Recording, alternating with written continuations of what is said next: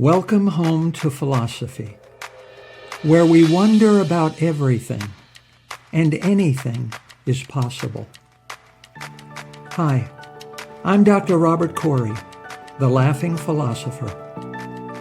Life is complicated. The world is complicated, and you are complicated. Figuring out how to live a happy, meaningful life, guided by wisdom and reason, is not easy. Is life a game? What is love?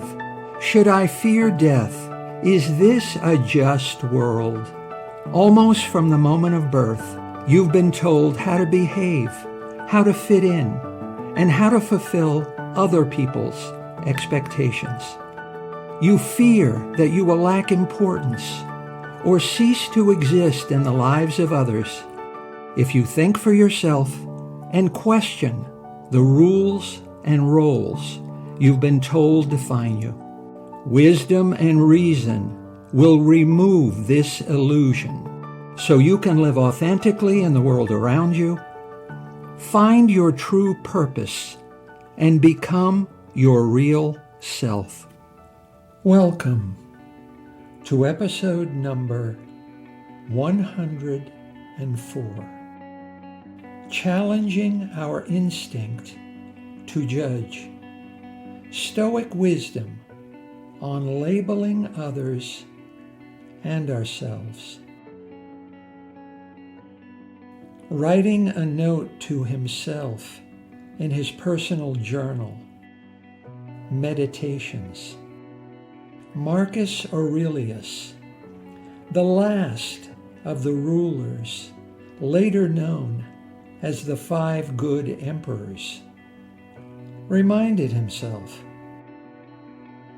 say to yourself each morning, today I will meet with people who are meddling, ungrateful, overbearing, deceitful, envious, and unsocial. They suffer from these flaws through ignorance of good and bad. The world is filled with other people who you perceive are not like you. They are not normal like you. So they must be abnormal. They think, feel, and act differently. They hold different opinions and perspectives. Not just different, you believe, but wrong. So you judge and label other people. You judge them as not of good character, and you label them as neither wise, nor good, nor virtuous.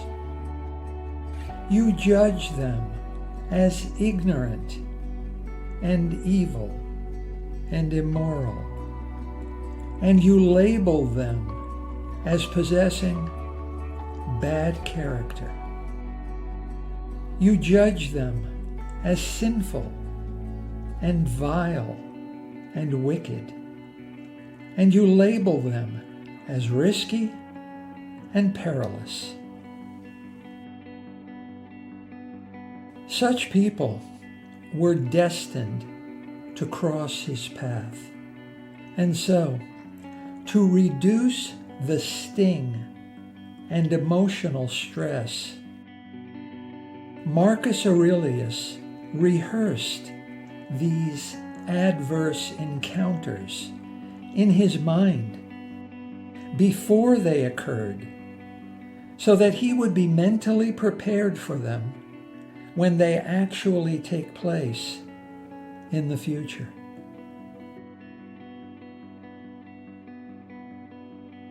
Seneca, the great Stoic philosopher, said, "Let us think of anything that could happen as something that will happen. That which has been long expected is more gentle when it arrives, he said. This Stoic approach to stressful people and negative events is called the premeditation of future adversity. When one doesn't anticipate a disaster, it weighs more heavily on us, said Seneca.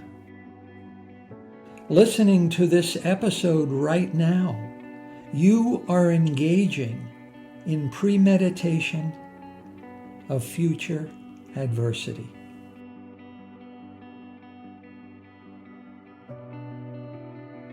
Everyone believes himself to be a good judge of other people. You spend more time with yourself than with any other person, so you think you're a pretty good judge of yourself, too. Thinking it doesn't make it true. Believing it doesn't make it true. Good and bad, right and wrong, wise and ignorant, moral and immoral, and normal and abnormal are harder to see rightly, to understand rightly, and to judge rightly than you think or believe or care to admit to yourself.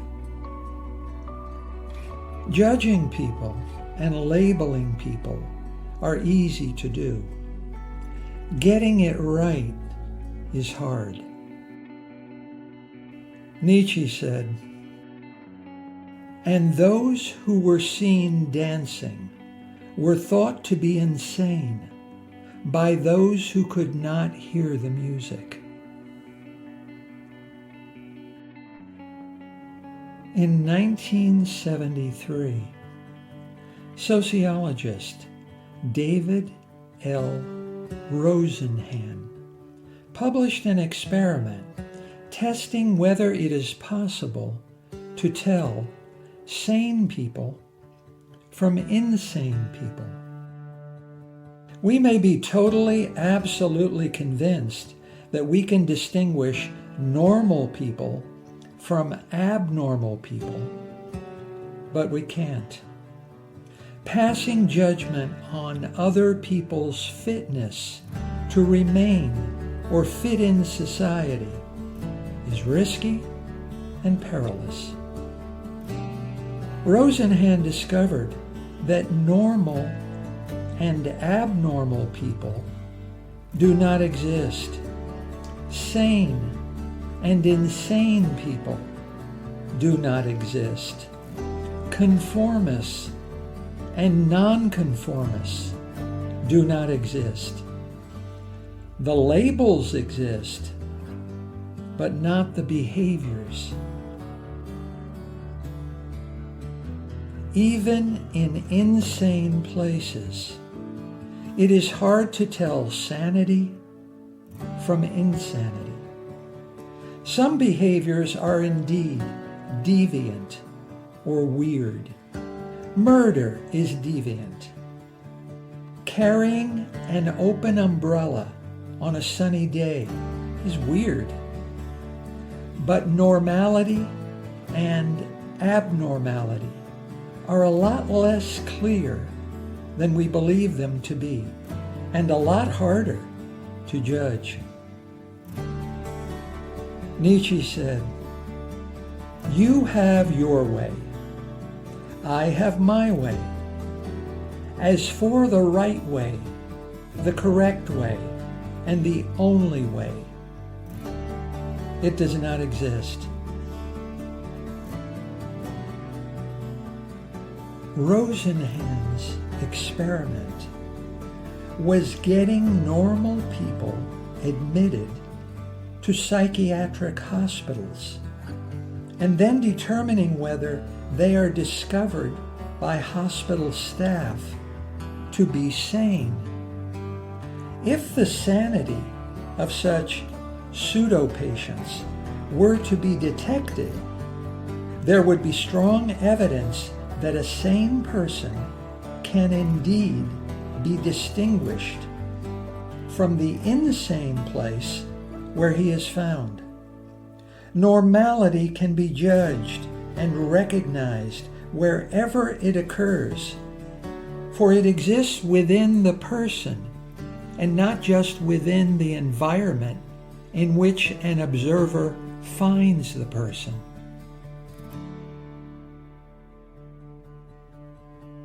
In Rosenhan's study, 8 sane people, 3 women and 5 men, gained secret admission to 12 different psychiatric hospitals.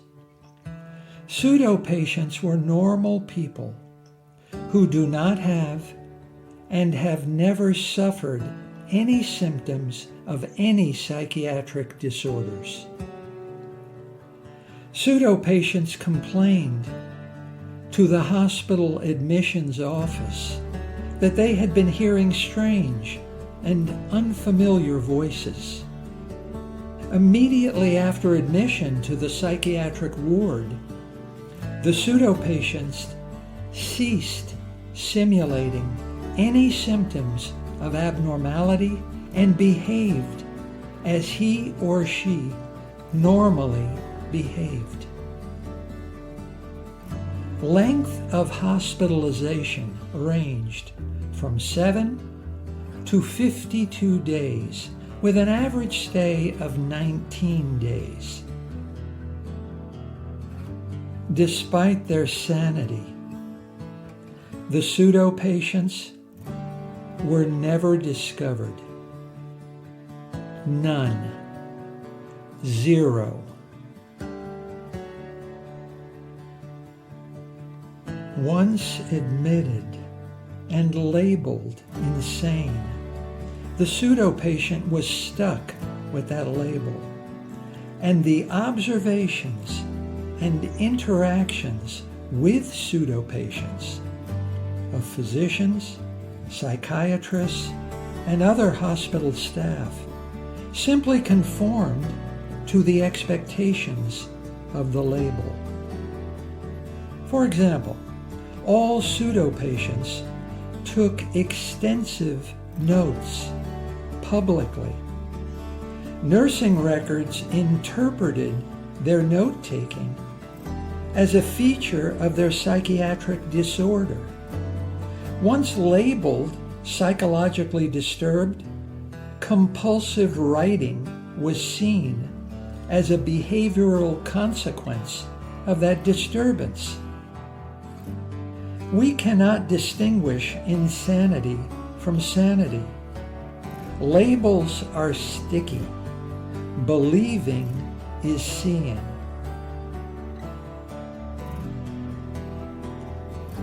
Then, Rosenhan decided to reverse the experiment. Can diagnosing the sane insane be reversed? So, a follow-up experiment was arranged.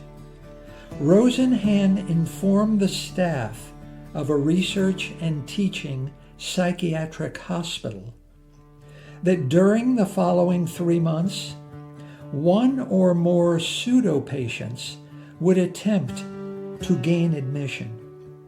Each hospital staff member was asked to judge whether each patient was a pseudo or real patient.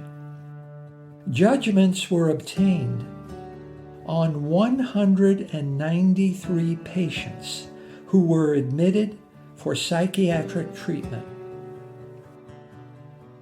41 patients were judged by the staff with high confidence to be pseudo-patients and sane.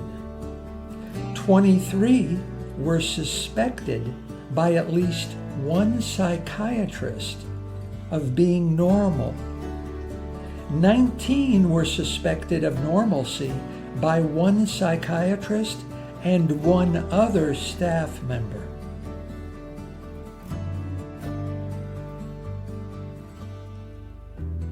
Actually, no genuine pseudo-patient, none, zero, presented himself or herself for hospital admission during the 3-month period. Let that sink in. Rosenhan's second experiment proves that labeling the sane insane can indeed be reversed. The insane can be labeled sane.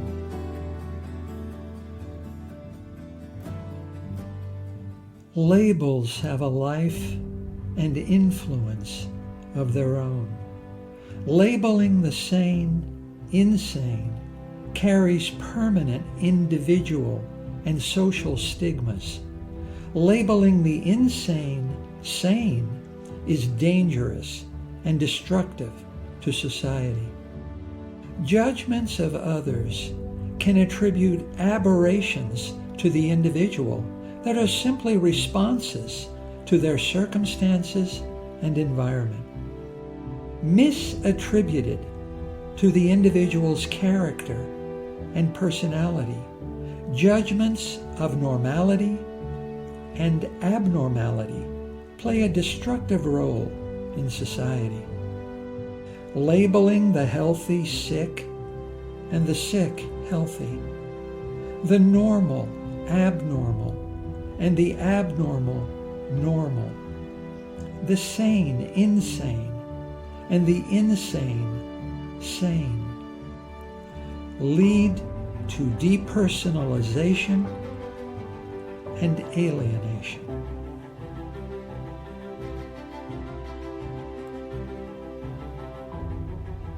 Whenever we don't know, we tend to assume that we understand more than we actually do, and just fill in the gaps in our knowledge with made-up, manufactured truths. Why can't we just admit that we simply don't know what needs to be known and simply stop judging the lives of others?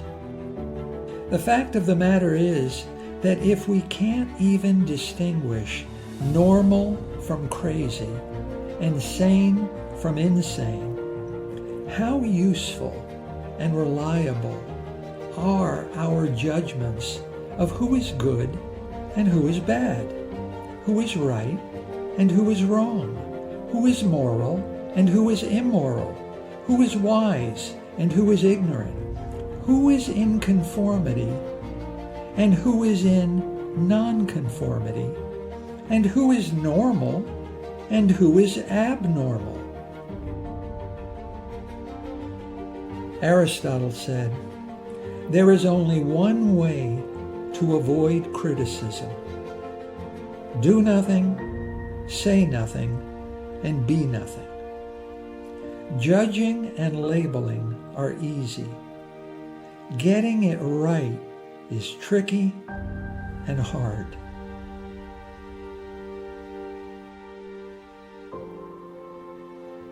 Jesus, a pretty good philosopher, said, "Do not judge, or you too will be judged. For in the same way you judge others, you will be judged. And with the measure you use, it will be measured to you." If you impose labels on others, then labels will be applied to you. Kierkegaard said, "Once you label me, you negate me. Don't label," he said. When the individual must live up to the expectations of the label, then the individual ceases to exist. The individual's true self is consumed by the label. Only the label exists. The individual's potential for self-knowledge and self-determination is lost. The power to create ourselves is lost. Our potential to achieve the dreams we have about ourselves is lost. The same is true of self-judgment and self-labeling. Don't judge, said Jesus, and he made no exception for you to judge yourself. Don't judge yourself as well as other people. You will negate yourself by identifying yourself with the label rather than identifying yourself with what you actually are and with what you can and really ought to be. Kierkegaard said, "Don't forget to love yourself."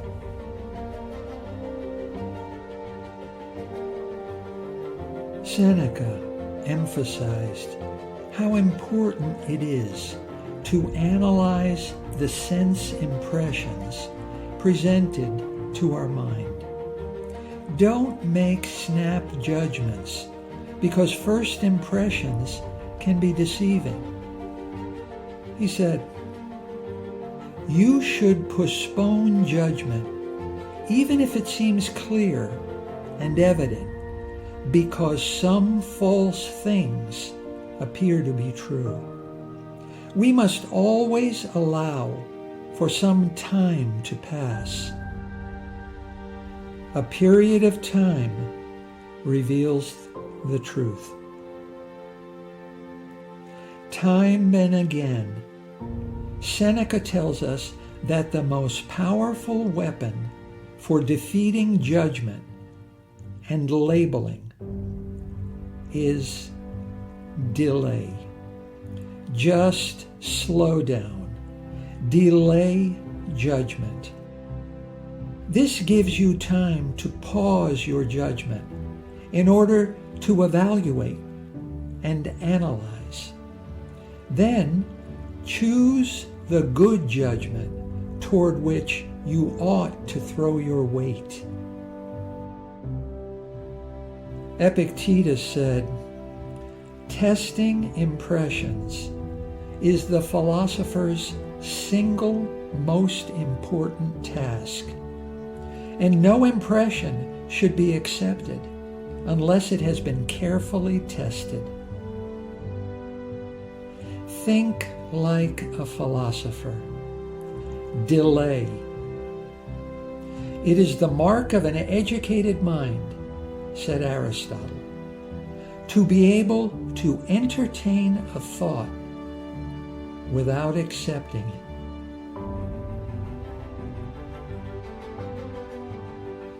Humility is not something we are born with or without. Humility is a virtue we can learn and practice. Aristotle said that we are what we do. We learn by doing. We build a virtuous life with practice that develops good habits and good character.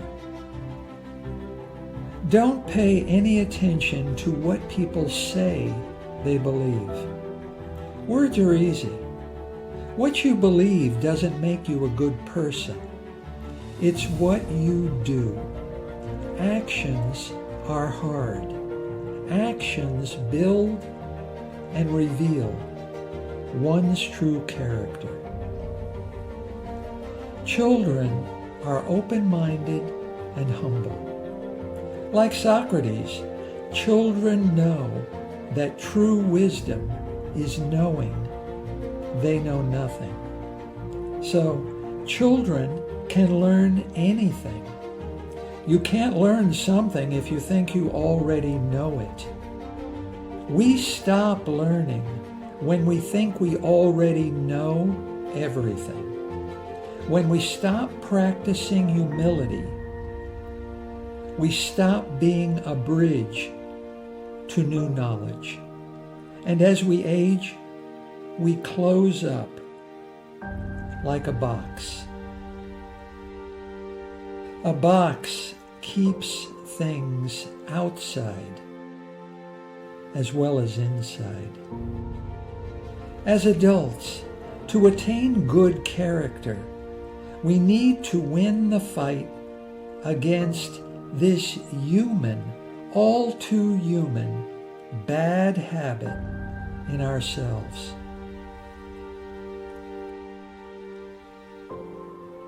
Everyone who has quit smoking has learned from experience that you can replace a bad habit with a good habit. First, stop judging, ranking, and labeling other people. Think about how people judge and label you. Think about how the label dictates other people's perceptions of the kind of person you are and the kind of things you are capable of.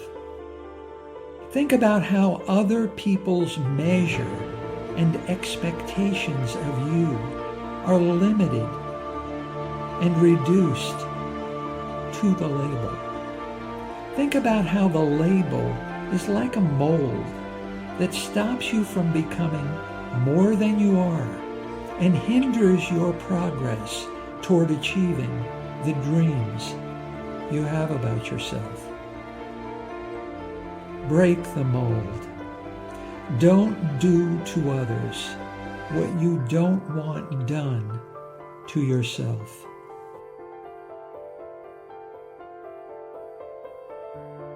Second, interact with other people without judgment, keeping an open mind to who they actually are and what they can really be.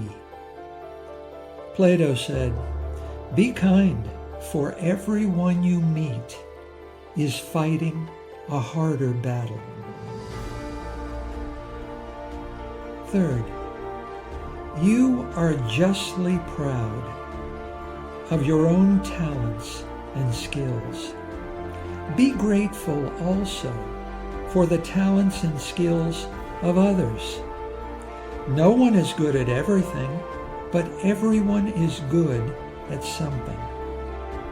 I'm pretty good at doing philosophy, but I can't drive a car. So I practice humility by asking for a ride in other people's cars. And I practice admiration for their skills. And I practice gratitude for their generosity. And fourth, just as you can't learn something if you think you already know it, you can't fix a flaw in yourself that you don't recognize or care to admit to yourself. The most important and powerful person in your life is you.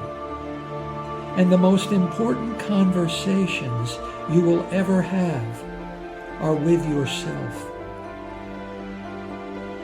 Knowing yourself is the beginning of good character. Look beyond other people's judgments and labels and learn to see yourself as you really are. Every act of good character, no matter how small, is transforming you into a better person. Every day, as you walk past a homeless person on the street, empty your pockets of all your spare change. It's just a small act of humility, like water dripping on a stone, drop by drop. Nothing seems to be happening, but 1 year later, look at the stone, and the softest thing in the world has overcome the hardest. Practice good character, and drop by drop, you will become a good and virtuous person. You may not be rewarded for your virtue, but you will be rewarded by your virtue. Socrates said, "The greatest way to live with honor in this world is to be what we pretend to be."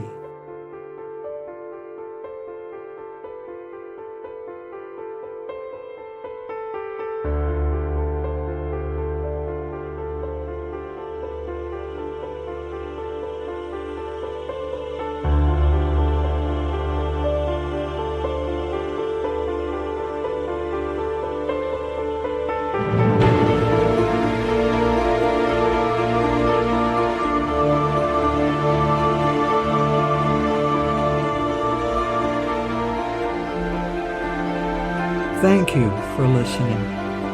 I hope you will take what you've learned and be a better person. Think for yourself. Question everything. Accept nothing that does not agree with your own reason and good sense. And I promise you, despite its sham and drudgery, you will get on pretty well in this crazy world. I'm Dr. Robert Corey. Until we meet again, be good.